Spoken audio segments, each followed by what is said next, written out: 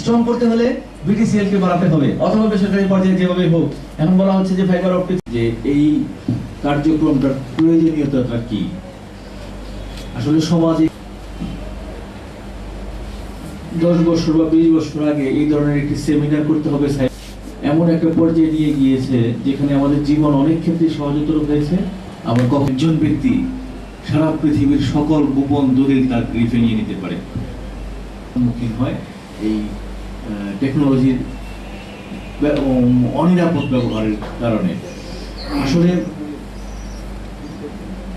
এই ঝুঁকিকে রাষ্ট্রীয় তথ্য প্রযুক্তি আইনে বলা আছে, তথ্য অধিকার আইনে বলা আছে। আমার তথ্যের কারণ হয়ে দাঁড়াচ্ছে এই ক্ষেত্রে আমাদের সক্ষমতা অর্জন করতে হবে। যেমনটি আতিক সাহেব বললেন যে 11 কোটি মোবাইল ইউজারকে নিয়ন্ত্রণ করার অনেক সমস্যা। প্রধান সমস্যা আমাদের নেট কানেকশন সারা দেশে। প্রথম চিন্তা কাজে লাগিয়ে আমরা খুব সফল হলাম। এরপরে আসলো যে এই হিউজ ডিমান্ড।